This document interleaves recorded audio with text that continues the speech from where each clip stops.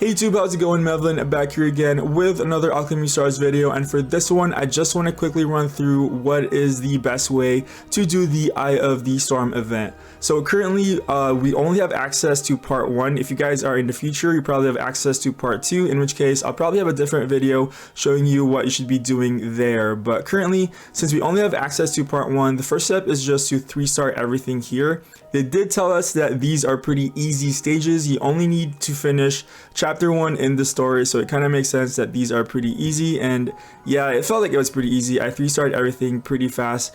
Maybe the last 4 quests can be hard for some people, but the thing is, these cost 0 stamina. So if you fail this, or if you don't 3-star it, you can just do it over and over again until you complete it.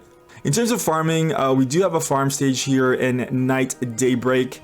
It is giving you 300 event currency for 30 stamina, but I feel like the rewards are kind of small. You only get T2 of the supply kits, and yeah, this doesn't feel like a lot. It does not feel like 30 stamina at all. So I think the best way to do this event while we only have part 1 up is to only do 20 of the Night Daybreak quests.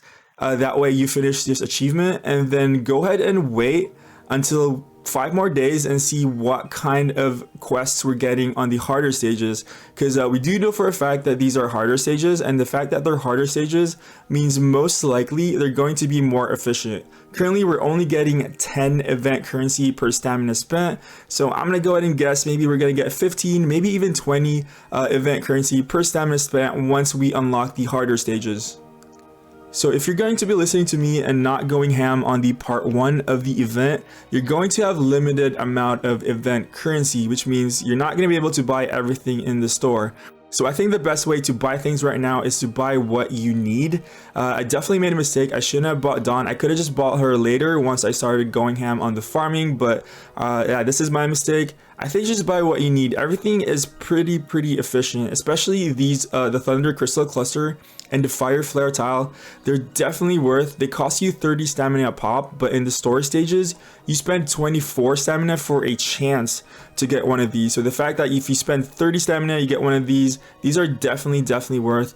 The order box 3s are kind of worth, not too much, but the thing is you get to choose which ones, and I think that's what makes it worth. It's the fact that you get to choose which ascension material you're going to be getting, means that it's no longer random. In the store stages you get 2 random pieces for every 24 stamina, so here the efficiency comes from the fact that you get to choose which ones you want. The Jaspers are definitely worth. The Sublime is worth. I think if instead of getting 300 Sublime for every 30 stamina, you are getting around 430 Sublime, so definitely efficient.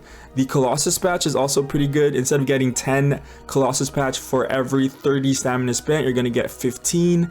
The Nighttium stage though, you get 75,000 Nighttium, which is more than the usual 55,000 you get for every 30 stamina spent on the resource stages. But the thing with the Nighttium stages though is that if you're running the Chandra strategy, then you're gonna get so much Nighttium from the Nighttium stages that this might not be that efficient. So this might be a skip for some people.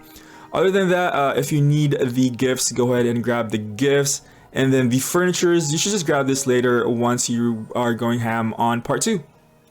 And lastly, in terms of the achievements, there are some achievements that relate to getting Eve and Sinza. Here, if you get Eve and Sinza, you get one of these star flares. But do note that you don't need to get these achievements to complete 40. There are enough achievements in the list to go all the way to 40. So even if you're going to be missing out on these star flares, if you don't get Eve and Sinza, just note that you'll still be getting the Power Bro model and the special star flare because there's enough quests to go around.